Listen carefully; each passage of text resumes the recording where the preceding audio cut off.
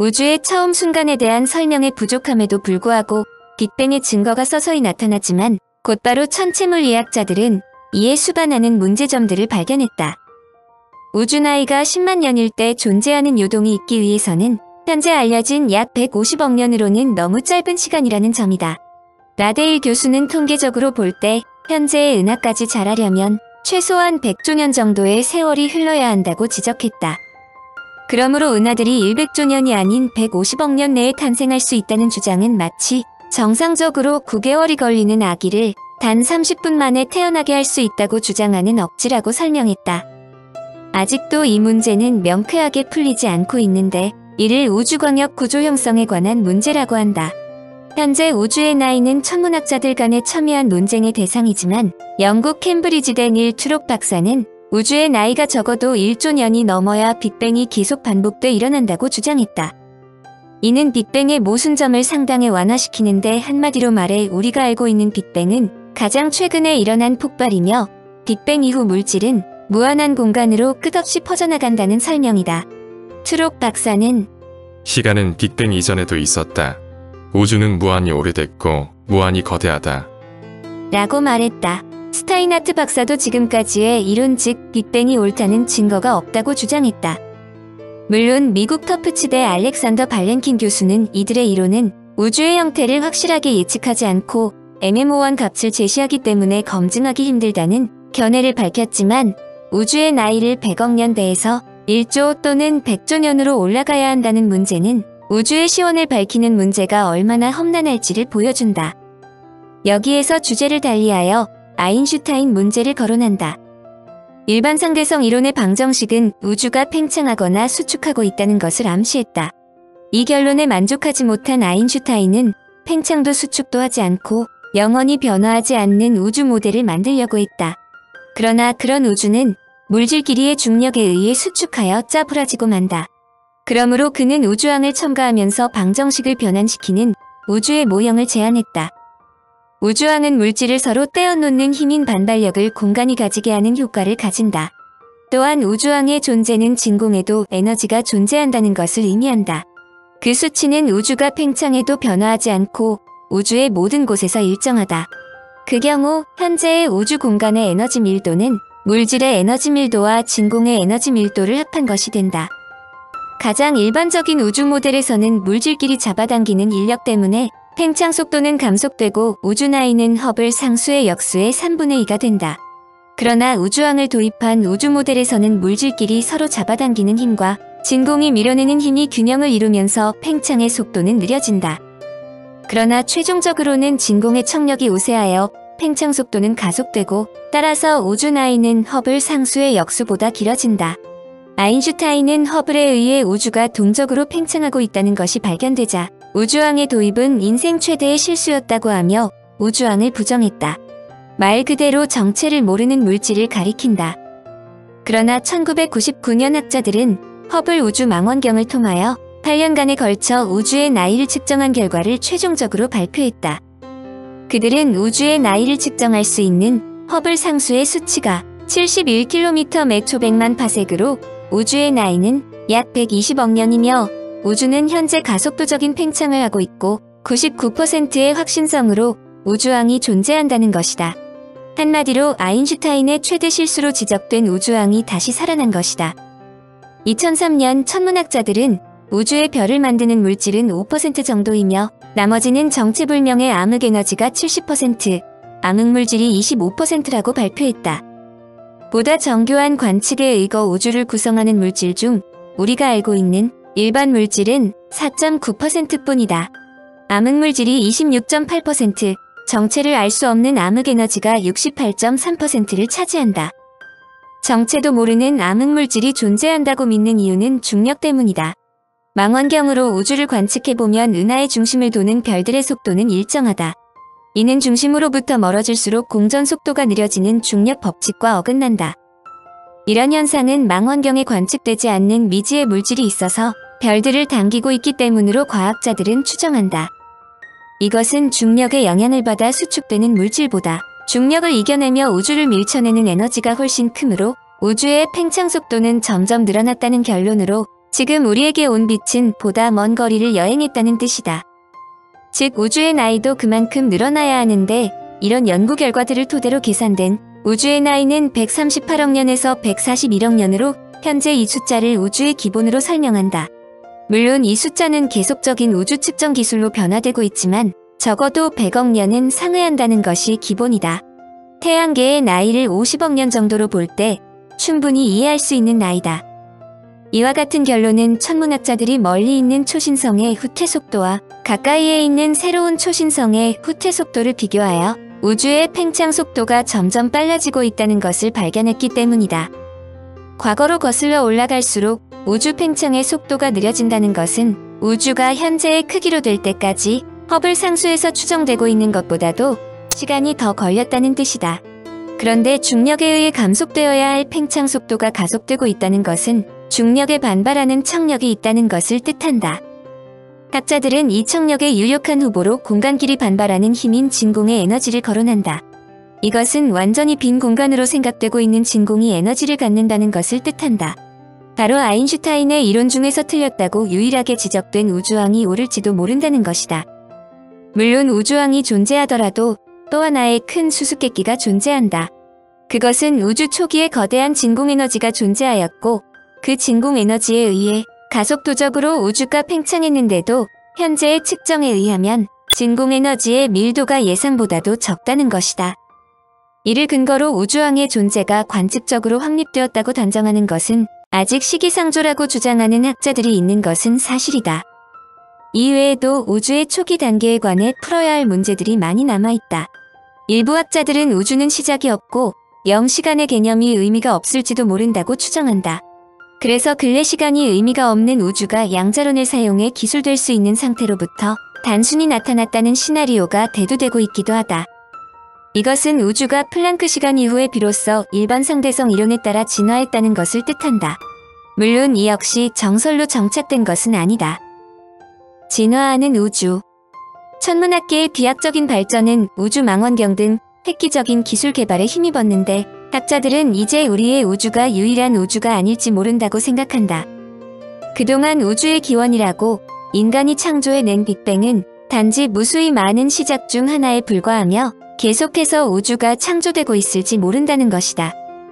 아인슈타인의 상대성 이론은 시공간이 아주 작은 출발점에서 시작해 광대한 차원으로 뻗어나갈 수 있다고 암시하며 인플레이션 이론은 우리의 우주가 탄생의 첫 순간에 어떻게 급팽창했는지를 설명하며 똑같은 현상이 언제 어디서든지 발생할 수 있음을 가정한다. 즉 우주는 그 하나하나가 우주의 씨앗인 빅뱅이라는 에너지 기포들을 뿜어내고 있는 끝없이 광활한 공간이라는 것이다. 그렇다고 이들 우주가 모두 똑같을 것이라고는 생각하지 않는다. 어떤 우주는 우리의 우주와 같이 은하들로 빛을 발하는 반면 다른 우주에는 더 많은 차원과 다른 형태의 물질이 존재할지 모른다고 설명한다. 이는 각 우주마다 다른 물리학의 법칙, 즉 우주의 절대적인 법칙도 다르게 작용할지도 모른다는 것이다. 학자들이 가장 고민하는 것은 뉴턴의 만유인력 법칙이 설명한 일반적인 법칙이다. 그의 중력 법칙에 의하면 우주 공간 속에 무언가가 은하들을 꼭 붙들고 있으므로 별들이 뿔뿔이 흩어져 날아가지 못하게 하고 있다는 것이다. 이 보이지 않는 물질의 정체를 정확하게 파악하지 못하고 있지만 근래의 연구에 의하면 이 암흑물질이 거대한 그물망 골격을 형성하고 있다고 추정한다. 천문학자들은 이 그물망 같은 구조물 중 밀도가 가장 높은 지점에서 은하들이 형성되었고 암흑물질은 자신의 중력으로 은하들을 계속 제자리에 묶어둔다고 믿는다. 다행하게도 그 거대한 존재는 은하의 변두리에서 빠르게 움직이는 별들을 관측함으로써 감지할 수 있다. 별들이 은하 내의 별이나 가스와 같은 보이는 물질의 중력 작용만을 받는다면 그렇게 빠른 속도로 움직일 수 없기 때문이다. 아인슈타인의 일반 상대성 이론은 이 보이지 않는 물질이 어떻게 분포되어 있는지를 예상할 수 있게 만든다. 암흑물질의 중력이 시공을 주름지게 만들고 지나가는 광선을 휘게 만드는 것이다. 이런 계산을 통해 암흑물질이 우주 총 질량의 90%를 구성하고 있을지도 모른다는 사실이 밝혀졌다. 아인슈타인 당대의 천문학자들은 우주를 공간 속에 영원히 고정돼 있는 별들의 거대한 집합체로 여겼다. 아인슈타인도 이 불변의 우주를 인정했다. 그러나 정적인 우주라도 자체 중력으로 결국에는 붕괴할 것으로 생각했기 때문에 그는 일반 상대성 이론의 방정식에 우주상수라는 항을 임의로 추가했다. 물체들은 중력이 서로 끌어당기지만 일종의 반중력이 물체들을 서로 밀어낸다는 것이다.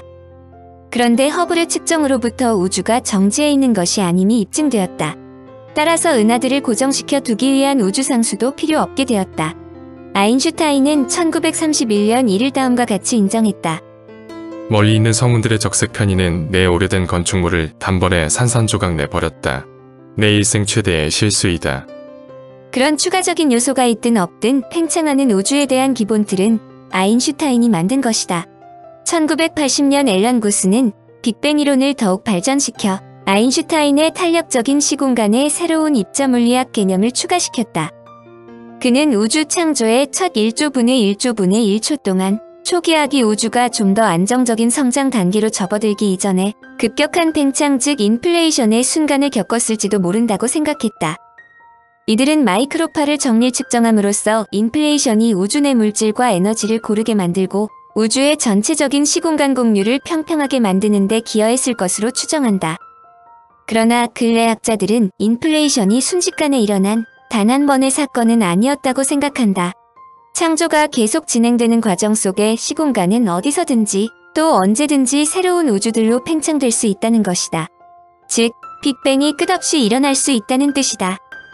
1930년대에 인도 태생의 수브라마니안 찬드라세카르는 어느 한 별의 특수상 대성이론과 양자역학을 적용시켰다. 그는 별이 특정 질량을 초과하면 그 별은 생의 마지막 단계에서 우리의 태양이 그럴 것처럼 백색 괴성으로 변하지는 않을 것이라고 발표했다. 대신 중력이 그 별을 하나의 점으로 압착시킨다는 것이다. 그의 논지는 거의 상상을 불허할 만큼 기이한 별들의 존재를 예상한다. 거대한 별이 폭발해서 초신성이 되는 격동의 과정 속에서 불과 20km 크기의 중성자 별이 태어난다. 중성자 별의 밀도는 이 세상 모든 자동차를 엄지손가락만한 크기 안에 집어넣을 수 있다. 그 다음으로는 어떠한 것도 빠져나올 수 없을 깊은 구멍을 시공 속에 만들어 놓을 정도로 훨씬 더 큰 별 또는 성단이 붕괴하면서 형성되는 특이한 물체가 있다. 블랙홀이다. 아인슈타인은 블랙홀이란 이름이 붙은 이 물체가 존재할 수 없음을 입증하려고 노력했다. 그는 블랙홀의 중심에서 물리학 법칙이 파괴되는 지점, 즉 부피가 없고 밀도가 무한한 점이 나타나는 것을 꺼려했다. 그러나 천문학자들은 그가 바라지 않는 바로 그것을 찾아냈다. 1963년 퀘이사가 처음으로 확인되었는데 그것은 중심부에서 태양 에너지의 수조 배에 이르는 에너지를 방출한다. 1967년에는 우리 은하에서 펄서가 발견되었는데 펄서는 빠르게 회전하면서 짧은 주기의 전파를 방사한다. 그런데 학자들은 하늘 주변의 여러 지점에서 흘러나오는 강력한 X선과 감마선을 탐지해냈다. 이 수수께끼 같은 새로운 신호들은 모두 중성자별과 블랙홀이라는 붕괴된 천체들의 존재를 확실하게 증명한다. 즉, 이 천체들의 강한 중력과 빠른 회전이 이들을 막대한 에너지를 내뿜는 분사체로 만들어 놓는 것이다.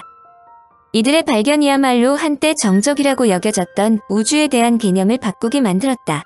우주는 이제 상대성 이론의 맥락에서만 이해될 수 있는, 즉 거대한 에너지원이 가득한 아인슈타인의 우주로 변형된 것이다. 이제 이론 물리학자들은 아인슈타인이 폐기시킨 우주상수를 다시 꺼내기 시작했다. 그의 최대 실수가 최대 성공일지도 모른다는 설명이다. 천문학자들은 중력이 서서히 우주의 팽창 속도를 늦추고 있다고 추정했었다. 그런데 1990년대 후반 폭발이 일어나는 먼 곳의 별들까지의 거리를 측정하던 학자들은 그와 정반대되는 현상을 발견했다. 바다 위의 부유물들이 파도에 의해 멀리 흩어져 가듯 이 초신성들은 시공이 점점 더 빠르게 팽창하고 있었던 것이다. 아인슈타인에게 우주상수는 우주를 정지 상태로 만들기 위한 수단이었다. 그러나 서로 밀어내는 힘인 청력 효과가 충분히 크다면 우주 팽창을 가속화시킬 수 있다는 것이다. 중력파도 마찬가지이다. 학자들은 중력파를 감지하기 위해 워싱턴과 루이지애나주, 이탈리아 피사 남쪽에 세 대의 거대한 감지 장치를 설치했다. 각 장치에서 레이저 광선은 수 킬로미터 길이의 파이프를 오르내리며 만약 중력파가 지나간다면 생길 것으로 예상되는 시공의 근소한 확장과 수축을 측정하려고 한다. 이탈리아의 아달베르토 지아초토 박사는 두 중성자별이나 블랙홀들의 대충돌 또는 초신성 같은 격렬한 사건이 시공의 파문을 일으킬 수 있는데 그 유일한 신호가 중력파라고 추정한다. 영원히 팽창하는 우주. 천문학계의 고민은 천문과학 즉 천체 검증 장비가 발전할수록 일반 상식에 동떨어지는 내용이 계속 제기된다는 점이다. 아직 빅뱅에 대한 완전한 결론이 나오지는 않았지만 근래 빅뱅 이후 팽창을 거듭해온 우주가 앞으로도 영원히 팽창을 계속할 것이란 연구 결과가 나왔다. 미국 나사의 제트 추진 연구소는 허블 우주망 환경으로 암흑에너지의 분포 양상을 분석하여 이 같은 결론을 내렸다고 발표했다. 그동안 천문학계의 화두는 빅뱅으로 시작된 우주 팽창이 계속될 것인지 어느 순간에 멈출 것인지 이후 수축할 것인지 세 가지 경우의 수에 초점을 맞추고 있었다. 그 핵심 변수가 1998년에 발견된 암흑에너지다. 암흑에너지는 중력과 반대로 물질들을 밀어내 우주 팽창을 가속화시키는 청력으로 인식되며 아직 정확한 정체가 밝혀진 것은 아니다. 그러나 다소 숫자의 차이가 있기는 하지만 대체로 우주는 암흑에너지 72%, 암흑물질 24%로 압도적인 비중을 차지하고 있으며 우리가 관찰할 수 있는 물질은 4%로 설명된다. 학자들은 상상할 수 없는 먼 별에서 나온 빛이 지구로 도달하기 전에 아멜 1689로 명명된 거대한 은하성단 주변에서 굴절되는 현상을 관찰했다. 은하성단이 마치 돋보기 형태의 중력 렌즈처럼 작용하면서 별빛을 굴절시키고 은하의 이미지도 왜곡시키는 것이다. 이는 별까지의 거리, 아벨 1689성단의 질량, 암흑에너지의 분포 등 세 가지 요인으로 설명된다. 연구팀은 이 중 앞에 두 가지 변수를 대형 망원경으로 측정하여 아벨 1689성단 주변의 암흑에너지의 물리량과 분포를 정밀하게 계산했다. 결론은 팽창 지속설이다. 에릭 줄로 박사는 이번 발견은 우주의 운명이 어떻게 될 것인지를 최종적으로 증명한 것이라고 자평했다. 그런데 우주가 영원히 팽창하면 절대온도 0도에 가까워지면서 모든 것이 죽은 황량한 공간이 된다고 설명한다. 가장 껄끄러운 우주가 된다는 설명이지만 다소 위안은 천문학계의 발표는 정론이 아니라는 점이다. 앞으로 계속 바뀔 수 있다는 이야기로 인간들이 이를 확정하는 데는 많은 시간이 필요하다는 설명이다.